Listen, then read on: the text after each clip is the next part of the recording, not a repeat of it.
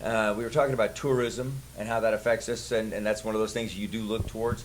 We're all looking at, with greater and greater enthusiasm, this new harbor bridge that is erecting itself. Almost looks like a transformer. As it's fascinating to watch this thing as it tracks on itself as it extends and builds. And it was a year ago when I walked across the top of the harbor bridge and did a live broadcast on my Facebook and took pictures and video, and you could see it. It's still off in the distance a little bit. Now it's up close and personal, and we're not that far away, although every now and then it seems like there's some concern about how long it's going to take, and there's delays. Yeah.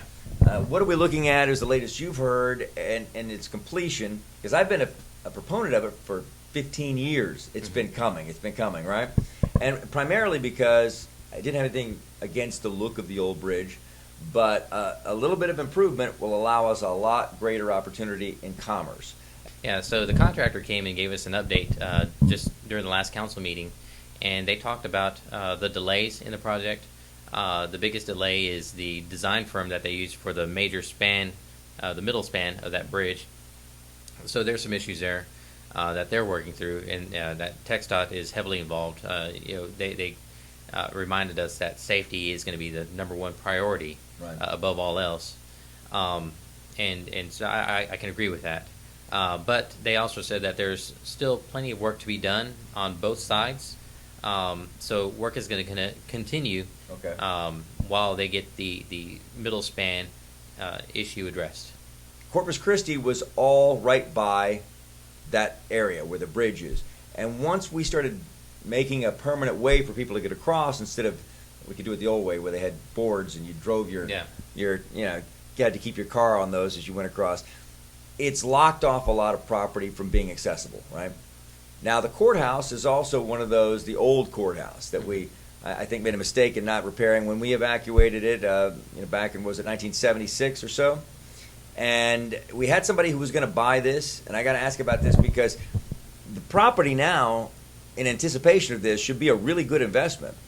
And what happened with the council? Because it looked like we were being, the public was being sold on, we've got somebody who's going to buy this, they're going to come in, and then as I understand it, it was a couple of $100,000 that they couldn't meet as far as payment goes, and it all fell apart. Where are we now with that?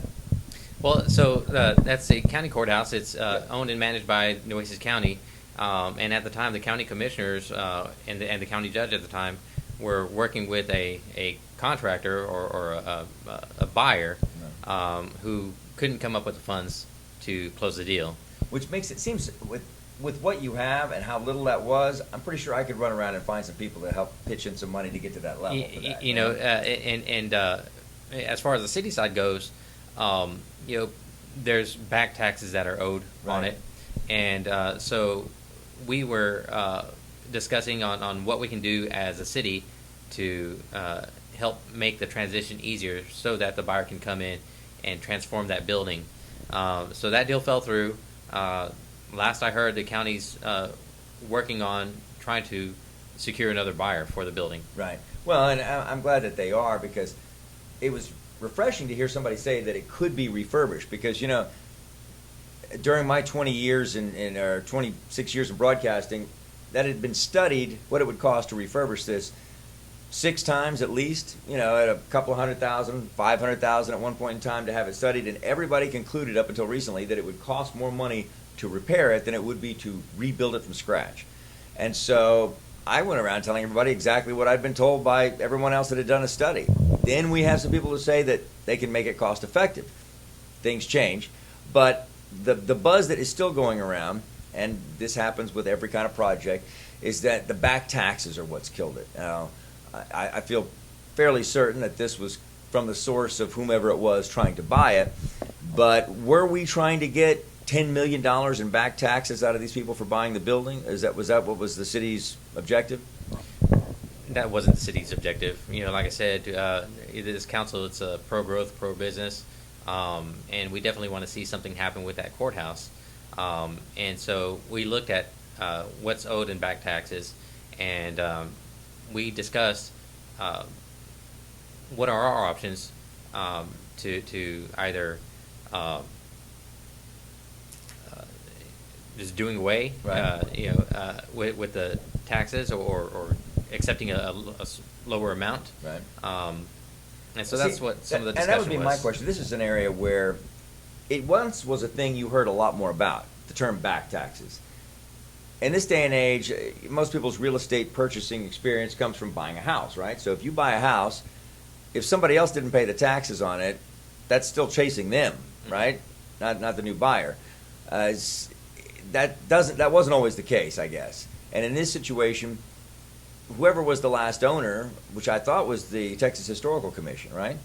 At one point in time, they had, it's a protected thing. They owned the deed to it, or somebody along those lines. I don't know that we could ever feasibly get back taxes from something that's been sitting vacant as long as that has been sitting vacant from anybody other than a governmental entity, and then we'd be paying it anyway, all of us in those situations. How does this back tax thing really attach itself? I thought it would always follow whoever was owning it when it was last possessed by a private entity. Yeah. So, from what I understood and what I recall, is that it was a private entity that owned it. They went belly up, and so that I'm not sure if the organization just ceased to exist. If they went bankrupt, I don't know what happened If it there. was an LLC or a sole proprietorship or whatnot. I didn't, in my mind, I'm thinking, okay, if nobody owns it and the county owns it, is it the county that would pay the city taxes on it? Or does it have to go to this? Because if I'm buying property, there's a few instances in which, it's buyer beware. One, if they tell you there's anthrax, but don't worry about it. It's treatable.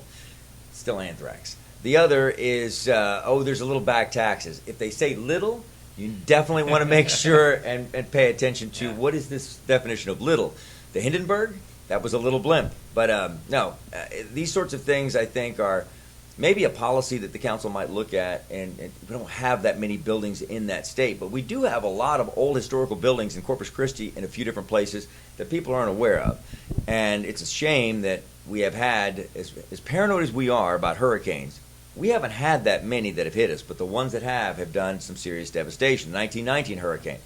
And Murphy Givens, formerly with the Caller Times, did a great job of putting a story together and finding old photographs. Talked to him one time as well.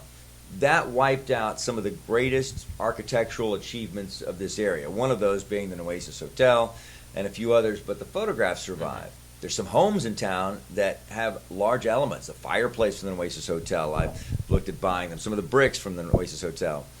But with few things that we have left, I would like to see them preserved as best we can without getting too involved in becoming the parent of whoever it is that's buying it, trying to direct what they're going to do. I mean, I think if you look back in history, we saw the Frost Building, also known as the Lichtenstein Building. I think that sat undeveloped for the longest time because the city was going to get involved in managing who was going to buy it and then allegedly give them a break in the price and make them do certain things to it. And then it became something where it was very limited and nobody really wanted to touch it. Once we, I think loosened things up a bit, property sold, and we saw investment in what is a key area of downtown. We're going to have that from time to time. Should we be even considering tacking on back taxes to new buyers coming in who are going to make a big investment and create a viable structure where now it is something only a few of us quirky types that like history know about and look into? I think really that we should probably look at that on a case-by-case basis.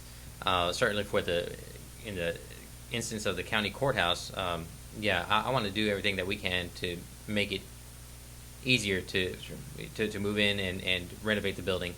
And if that means forgiving taxes, we haven't collected them for this long already. So I'm not counting on that money.